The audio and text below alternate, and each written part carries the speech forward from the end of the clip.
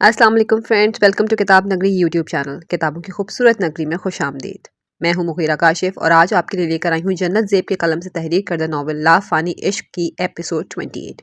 किस शुरू करेंगे, लेकिन उससे पहले आप हमारी वीडियो को लाइक कर दें, चैनल सब्सक्राइब कर दें और बेल आइकन ज़रूर प्रेस कर दें। तो चलें शुरू करते हैं।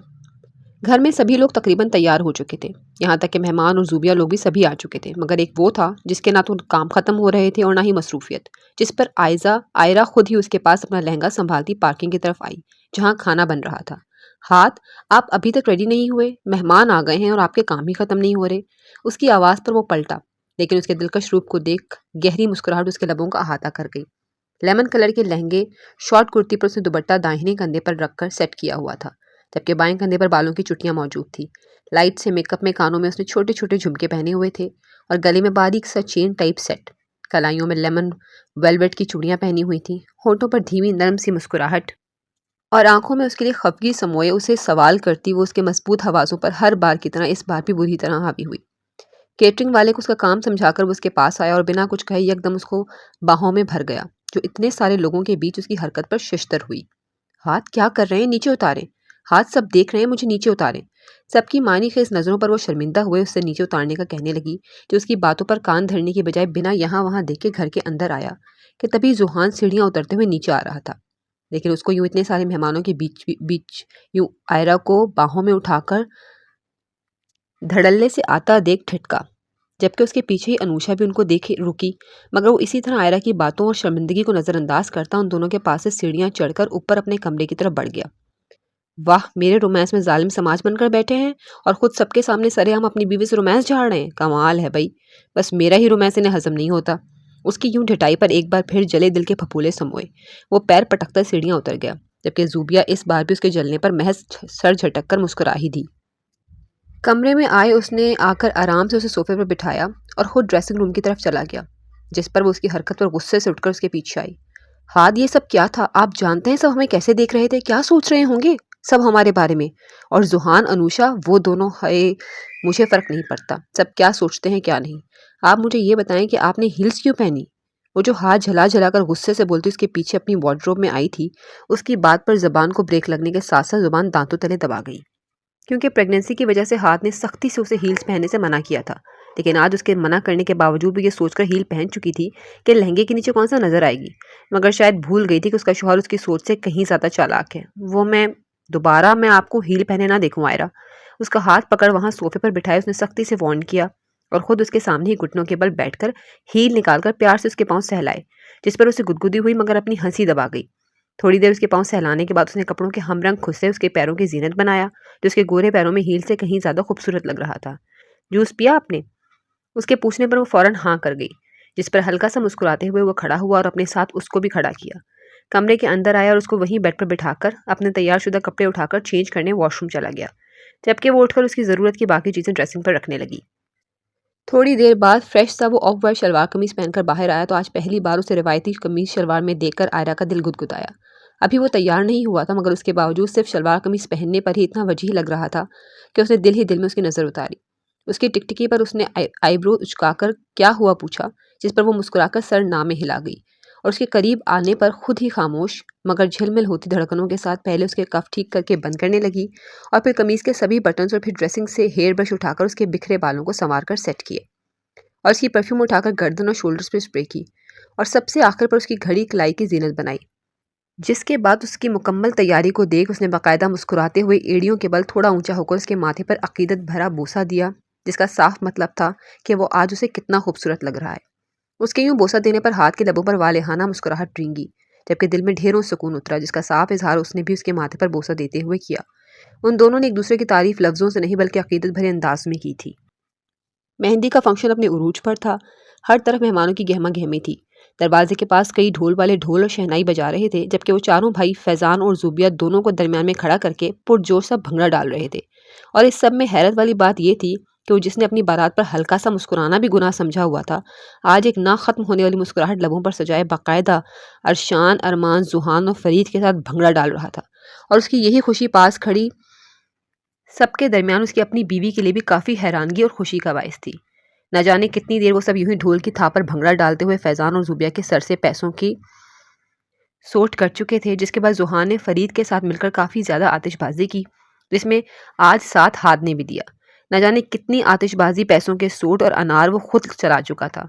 इन सब में अपनी खुशी का इजहार दामिर सुल्तान ने भी किया।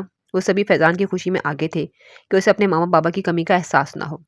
काफ़ी देर यूं ही शुगल मेला लगाने के बाद उन्होंने उन दोनों को फूलों की चादर तले लाकर स्टेज पर बिठाया और मेहंदी की रस्म शुरू की।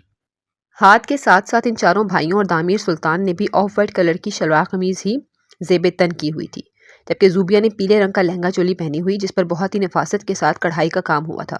फूलों की मुकम्मल ज्वेलरी और लाइट से मेकअप में वो बहुत ज़्यादा प्यारी लग रही थी, जबकि उसके बरअक्स बहरमा ने ग्रीन कलर की लहंगा चोली और लाइट से मेकअप में सिर्फ कानों में झुमके पहने हुए थे और साथ ही कलाइयों में हमरंग चूड़ियाँ, जिसमें वो भी कुछ उदास उदास सी बहुत प्यारी लग रही थी।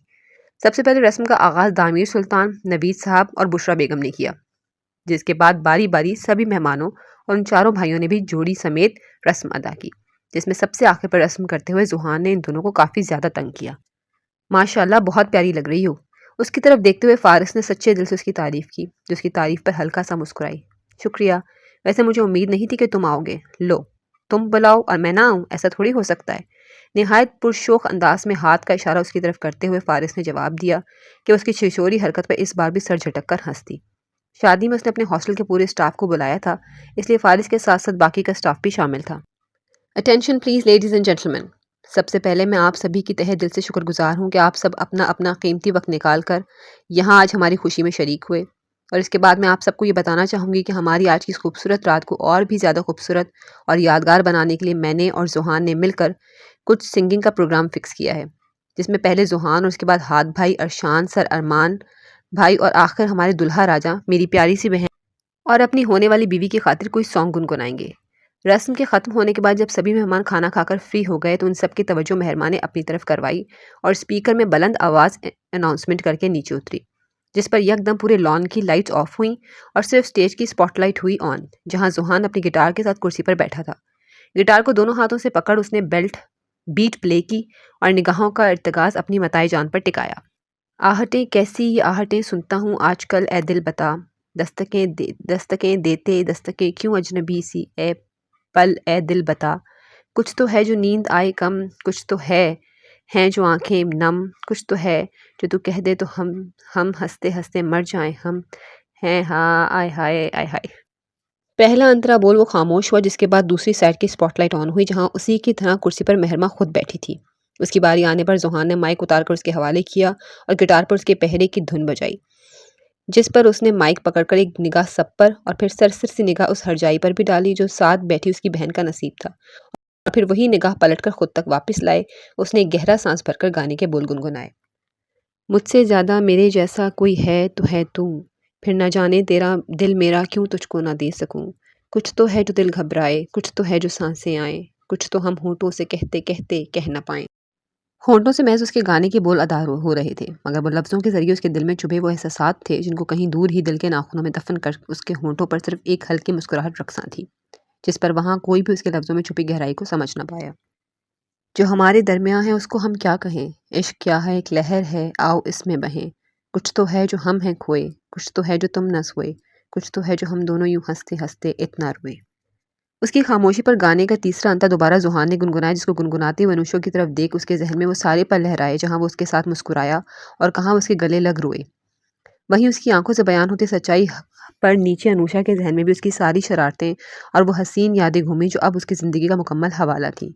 गाना खत्म होने के बाद सभी की तालियों पर वो दोनों होश में आए, जिस पर अनुषा ने सर झटक कर अपनी आंखों की नमी को उंगली के पोरों से साफ किया, जो नीचे उतरते जुहान ने बखूबी ऑब्जर्व किया था। चले मेरे प्यारे भाइयों, मैंने तो अपना फ़र्ज़ सरअंजाम दे दिया, अब आप ज़रा सभी इस महफ़िल में अपनी अपनी गंभीर आवाज़ों से जान भर दें और इस सब के बाद फैज़ान भाई आप भी तैयार रहिएगा, आपकी बारी होगी। उन तीनों को कहने के बाद उसने फैज़ान को तैयार रहने का भी कहा, जो सिर्फ सर हिला गया। गुनगुना हम लेंगे, लेकिन शर्त यह कि गिटार तुम खुद बजाओगे। उसका गिटार उसके हवाले करते हुए हाथ ने माइक अरमान की तरफ उछाला, जिसका साफ मतलब था कि आगाज़ वो करे, जिस पर उसके आगाज़ करने पर और कोई हो ना हो नाज बेहद खुश हुई। मुस्कुराती निगाहों के साथ उसको देखने लगी, जो गिटार की धुन के साथ गला खंगालते हुए गाने का पहला अंतरा गुनगुनाने लगा, क्योंकि दूसरा अंतरा अरशान और तीसरा हाथ गुनगुनाने वाला था। कभी आईने पे लिखा तुझे, कभी आंसुओं से मिटा दिया, कभी खत समझ के पढ़ा तुझे, कभी डायरी में छुपा दिया, एक पल भी तो मुझसे होता नहीं है जुदा, ए खुदा ए खुदा ए खुदा ए खुदा ए खुदा ए खुदा ए खुदा ए खुदा। गाने के बोल रुके रुके तो सिर्फ गिटार का म्यूजिक प्ले हुआ, जिस पर वो गिटार अरशान के हवाले करके नाज के करीब आया और अपना हाथ उसके सामने फैलाया, जो फौरन अपना नाजुक सा हाथ उसकी चौड़ी हथेली पर रख के खड़ी हुई, जिस पर अरमान ने थोड़ा पीछे होते हुए उसकी कमर में हाथ रखकर डांस के स्टेप्स किए, जिन पर पुरजोश हुए नाज की खिलखिलाहट ने महफिल को और भी ज़्यादा पुरजोश बनाया। आसिया बेगम और फारूक साहब दोनों उसकी मुस्कुराहट पर खुद भी तहे दिल से मुस्कुराए। वो भले ही उनका खून नहीं थी, मगर प्यारी उन्हें अब उससे कहीं ज़्यादा हो गई थी। उनके रुकने पर अगली बारी अरशान की आई, जिस पर वो मुकम्मल तौर पर उसकी तरफ मुड़ा और निगाहें दुआ के चेहरे पर टिकाईं, जो उसके देखने पर शर्माकर चेहरा झुका गई। तेरी तमन्ना आंखों में लेके परछाइयों का पीछा किया, हर अजनबी से तेरा पता मैं दीवानों की तरह पूछा किया, दीवानों की तरह मैं पूछा किया, तुझ पे यूं लगता है दिल है कहीं गुमशुदा, ए खुदा ए खुदा ए खुदा ए खुदा। उसके लफ्ज़ों की तासीर और अपने लिए मोहब्बत की गहराइयों में घुले वो सबके बीच बैठी गुलनार हुई, जिसका यूं शर्माना अरशान सुल्तान को दिलकशी से मुस्कुराने का सबब बना। उसका दिल चाहा वो अभी आगे बढ़ के उसको खुद में छुपा ले, मगर मौके की नज़ाकत और लोगों का एहसास कर बस उसकी मुस्कुराहट को दिल में ही उतार सका। इन दोनों के बाद बारी अब हाथ की थी, जिसकी मरकज़ निगाह भी वही मताई जान थी जो उसके नए नए रकीब के पहलू में मौजूद थी। उसको देखकर वो उठा और गिटार जोहान के हाथ से अपने हाथ में पकड़े उंगली तार पर रखकर धुन बजाई। तो यूं न जाने कैसे तेरे बिन रोया है पल पल ये दिल मेरा। गाने की पहली लाइन गुनगुनाए वो उसके करीब आया, जो उसके लफ्ज़ों से ज़्यादा उन लफ्ज़ों में छुपे उसके जज्बात पर संजीदा हुई। तो ये ना जाने कैसे तेरे बिन रोया है पल पल ये दिल मेरा, आंसू किसी ने पूछे न मेरे, तो याद आया आंचल तेरा, तो याद आया आंचल तेरा। उसके दुपट्टे का पल्लू पकड़कर उसने आंखों से लगाकर होंठों से चूमा, जिस पर वो उसकी मोहब्बत पर नम आंखों से मुस्कुराई। तन्हाई में अक्सर सुनता हूँ तेरी सदा, ए खुदा ए खुदा ए खुदा ए खुदा। उसके रुखसारों पर फिसलते आंसुओं को उंगली की पोरों से साफ कर उसने गाना खत्म करके मोहब्बत भरा बोसा उसके माथे पर दिया, जिस पर महफिल इन सभी भाइयों की अपनी अपनी बीवियों के लिए झलकती मोहब्बत और इज्जत पर मुतासिर और दाद दिए बगैर ना रह सकी। कम ऑन भाई यार, आपने मेरी प्यारी भाभी को रुला ही दिया। आयरा के रोने पर जुहान जानबूझकर हमदर्द भरे लहजे में आयरा के कंधों पर बाजू फैलाए बोला, जिस पर बदले में आयरा मुस्कुराई और हाथ ने उसे घूरी से नवाजा जिससे अब तक वो बचा हुआ था। अच्छा फैजान भाई, अब आपकी बारी, चलें और सुन लें। गिटार आप खुद बजाएंगे, मैं कोई बजाने वाला नहीं। हाथ की घुरी पर दान निकाल वो फैजान की तरफ आया और गिटार उसके हवाले करके खुद साफ लफ्जों में पीछे हट गया, जिस पर फैजान ने एक मुक्का उसके पेट पर मारा और गिटार हाथ में पकड़कर जूबिया की तरफ देखने लगा, जो मुस्कुराती हुई ये जानने की जल्दी में थी कि आखिर वो क्या गुनगुनाएगा। मुस्कुराहट या नमी होगी, जितने गम जितनी खुशी होगी, बांटने के मिल के दोनों क्या कमी होगी, संग तेरे जिंदगी कितनी हंसी होगी, कितनी हंसी होगी। दिल ने पाई राहतें कम कुछ गम, जब से मेरी ज़िंदगी में आ गए हो तुम, मेरी सूनी रात में खाली बंजर आँख में ख्वाब लाए तुम, उन लबों पर फिर हंसी होगी, हो हर तरफ बस रोशनी होगी, आसमान से खूबसूरत ये ज़मीं होगी, संग तेरी ज़िंदगी कितनी हंसी होगी, कितनी हंसी होगी। अपनी निगाहों का मरकज़ निगाह ज़ूबिया पर टिकाए उसे लफ्ज़ों के ज़रिए वो अपने आने वाले कल की आगाही दे रहा था कि उसके साथ उसकी ज़िंदगी हसीन होगी। लेकिन उसके इन ख्यालों और निगाहों में मौजूद ज़ूबिया के लिए पसंदीदगी ना चाहते हुए भी महरमा के दिल पर कारी ज़र्ब का सबब बनी। उसकी धड़कनों की रफ्तार जैसे रुक रुक कर चलने लगी, जिस पर उसने मध्यम पड़ती सांसों और दिल में उठती टीस पर अपने लहंगे को कस के हाथों में पकड़ा और निगाहें यहाँ वहाँ घुमाकर खुद को रिलैक्स करना चाहा कि कोई उसको देख ना सके। तूने दी ये चाहते ये है तेरा करम, यूं भी तन्हा रह के थक चुके हैं हम। उसके लिए सिर्फ उसकी आंखों में मौजूद पसंदीदगी बर्दाश्त करना मुश्किल हुई थी, मगर असल इम्तिहान तो तब शुरू हुआ जब फैज़ान गुनगुनाते हुए उठा और ज़ूबिया को अपने साथ खड़ा करके उसने उसके दोनों हाथ थामे और गुनगुनाते हुए डांस के स्टेप्स करने लगा, जिस पर यहाँ आकर उसकी बस हुई। ज़ूबिया की शर्मीली मुस्कुराहट, फैज़ान की आंखों की पसंदीदगी और उन दोनों का एक दूसरे के साथ होना, ये सब उसकी बर्दाश्त से बाहर हुआ तो वो फ़ौरन अपनी मध्यम पड़ती सांसों के साथ कदमों को घसीटती अंदर की तरफ बढ़ी थी कि तभी दुआ उसको यूं सबके बीच में से ऐसे उठकर जाता देख खुद भी उसके पीछे गई। अब नए एहसास हैं, महके से जज्बात हैं, मुस्कुराए हम, मुझको ये वादा सनम दोगी, साथ मेरा हर कदम दोगी, मेरे हर लम्हात में तुम कहीं होगी, संग तेरे ज़िंदगी कितनी हंसी होगी, कितनी हंसी होगी। गाने के बोल के साथ उसने उससे वादा मांगा, जिस पर ज़ूबिया सर झुकाकर सिर्फ मुस्कुराई, जबकि अंदर उसकी हालत जैसे उन दोनों की मोहब्बत पर बदतर से बदतर होती गई। Relax महरू, relax महरू। महरू क्या हुआ, तुम ठीक हो? वो जो सबसे छुपकर अंदर आए अपनी उखड़ती सांसों पर सीने को मसलती खुद को रिलैक्स करने की कोशिश कर रही थी, दुआ की आवाज़ पर उसको देख परेशान हुई। दुआ, मेरी मेरी सांस, क्या हुआ मुझे बताओ, यहाँ बैठो, पानी पियो और थोड़ा रिलैक्स हो। मैं आयरा भाभी, नहीं नहीं नहीं।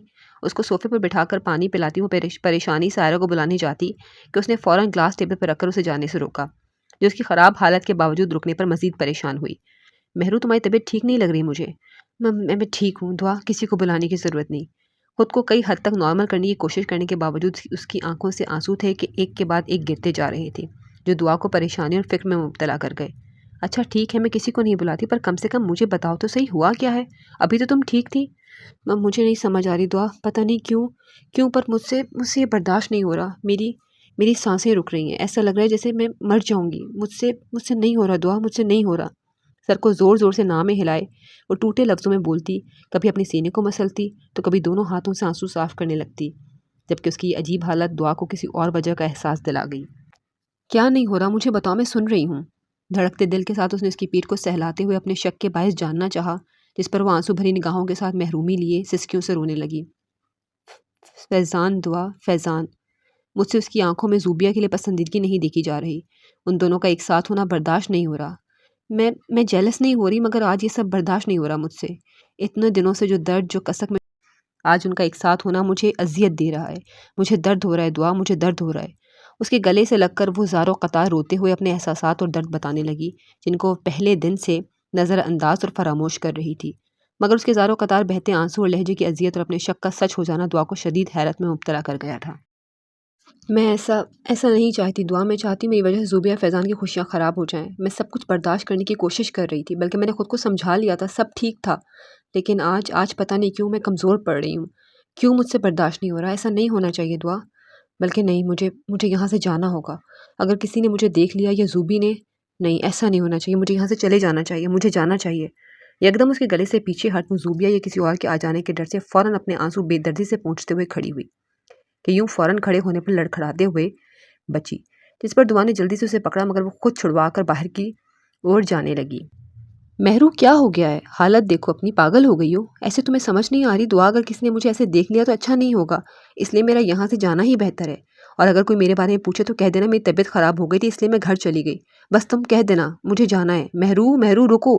जल्दबाजी में जो जहन में आया वो बोलती उसके रुकने के बावजूद वहाँ किसी और के देखने से पहले ही निकल गई, वरना अगर सच में उसे कोई और या फिर ज़ूबिया देख लेती तो यकीनन ये शादी कभी ना करती। मगर उसकी यूं इस हालत में गाड़ी ड्राइव करके जाने पर दुआ पीछे परेशान और फिक्रमंद ज़रूर हुई, जबकि असल परेशानी तो उसकी हालत की वजह जानकर हो रही थी कि उसकी इतनी बुरी हालत सिर्फ इन दोनों को एक साथ देखकर हुई थी। लेकिन कल जब वो दोनों एक दूसरे के निकाह में बनकर हमेशा के लिए एक हो जाएंगे, तब क्या होगा? तब तो शायद उसकी उखड़ती सांस बंद ही हो जाती। मेहंदी का फंक्शन रात देर तक ज़ोर शोर से चला। सबने फंक्शन को बहुत ज़्यादा एंजॉय और खूब हल्ला गुल्ला किया। कुछ मेहमान देर रात तक रुके और कुछ पहले ही चले गए थे। और फिर ज़्यादा देर हो जाने पर नबीस साहब, बुशरा बेगम, ज़ूबिया और उनके साथ आए मेहमान भी तकरीबन 2 बजे के करीब वापस निकल गए। किसको कॉल कर रही हैं? काफ़ी देर से उसे यूं ही परेशानी में किसी को कॉल्स पर कॉल्स मिलाते देख वो आखिरकार उसके पास आकर पूछ भी बैठा, जो परेशान निगाहों से उसे देखने लगी। मेहरू को। उसकी तबीयत ख़राब हो गई थी ना, तो बस इसलिए कॉल कर रही हूँ। मगर वो उठा ही नहीं रही। टाइम देखें, हो सकता है थकावट और तबीयत खराबी की वजह से सो गई हो, सुबह कर लीजिएगा। हो सकता है, खैर छोड़ें, आपके लिए कॉफ़ी बना दूँ? नहीं, रहने दें, मैं बस चेंज करके आता हूँ, आप चेंज मत करिएगा। और हाँ, ये ज्वेलरी उतार दें। खुद चेंज करने की खातिर वॉशरूम की तरफ जाते वो उसे चेंज ना करने की तलकीन भी कर चुका था, जो उसकी तलकीन के पीछे छुपे मतलब पर शर्मा गई। थोड़ी देर बाद वो फ्रेश सा बिना शर्ट के ट्राउज़र पहने बाहर आया, तो वो अब तक उसकी हिदायत के मुताबिक ज्वेलरी और चूड़ियाँ वगैरह उतार चुकी थी और अब बैठी अपने बालों की चुटियाँ खोल रही थी। अपने गीले बालों को तौलिए से खुश करता उसके पीछे ही आकर खड़ा हुआ और मानी खेस निगाहों से उसके पूरे वजूद को सरता पैर देखने लगा, जो उसकी निगाहों पर कंफ्यूज होती जल्दी जल्दी बाल खोलने लगी, जिस पर वो उसकी जल्दबाजी पर मुस्कुराया और उसके हाथ हटाकर खुद आराम से बालों की चुटियाँ खोलने लगा।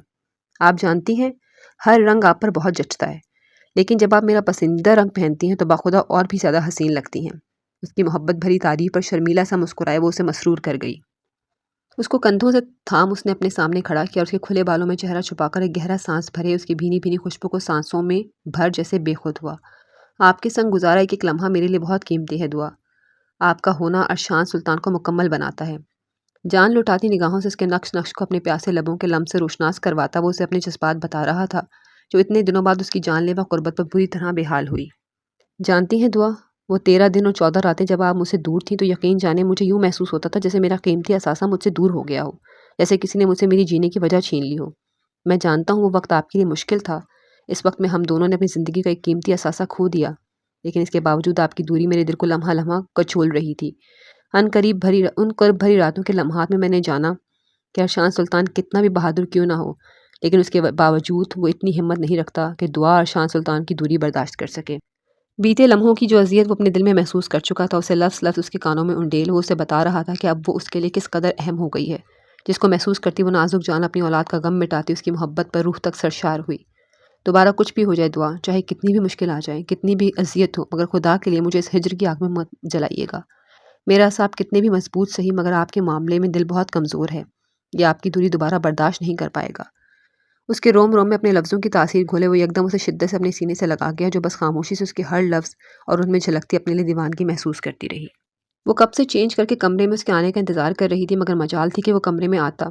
जब काफ़ी देर इंतज़ार करने के बाद भी वो ना आया, तो मजबूरन वो खुद ही वक्त का एहसास करती चादर कंधों पर ओढ़ कर कमरे से निकल नीचे आई, मगर वो लाउंज में कहीं नहीं था। इससे पहले वो उसे ढूंढने की खातिर कहीं और देखती कि लॉन के दरवाजे के पार उसे जुहान के साथ कुछ बात करते पाया, जिस पर वो उन्हीं के पास चली आई। वो मैं देख लूँगा। आप दोनों अभी तक यहाँ क्या कर रहे हैं? वो दोनों जो कोई बात कर रहे थे उसकी आवाज़ पर मुतवज्जे हुए। कुछ नहीं भाभी, आपके शौहर से मेरा आराम करना बर्दाश्त नहीं हो रहा, इसलिए काम पर काम निकलवाए जा रहे हैं। उसके पूछने पर जुहान हल्का सा मुस्कुराकर शरारत से बोला, जिस पर वो हाथ की तरफ देख आईब्रोज का गई कि वो इस वक्त उसे कौन सा काम कह रहा है। ठीक है, तुम जाओ और मुझे अपडेट करते रहना। उसका कंधा थपथपाकर हाथ ने उसे जाने का कहा, जो 2 उंगलियां सर पर रख ओके का साइन देता घर से बाहर निकल गया। जबकि उसका यूं इस टाइम कहीं बाहर जाना आयरा को अजीब लगा। ये इस वक्त कहाँ गया है? एक ज़रूरी काम था, बस वही गया है। उसकी चादर कंधों पर ठीक करते हुए उसने सरसरी से जवाब दिया, मगर वो उल्टा परेशान हुई। इस वक्त कौन सा काम था? एक आप पे छोड़ें और अंदर चलें। बाहर ठंड हो रही है, खामखा में आपको सर्दी लग जाएगी। उसका ध्यान जुहान की तरफ से हटाने की खातिर वो उसको अपने साथ लिए अंदर बढ़ गया। इतनी भी सर्दी नहीं, मौसम काफ़ी चेंज हो गया है। घर वापस आने के बाद वो चेंज करके रिलैक्स होती सबसे पहले मेहरमा के पास आई, क्योंकि उसका यूं फंक्शन अधूरा छोड़कर वापस चले आना उसे कुछ परेशान कर गया था। वैसे तो दुआ ने सबको ये बताकर रिलैक्स कर दिया था कि उसकी थोड़ी तबीयत ख़राब हो गई है, इसलिए वो वापस घर चली गई।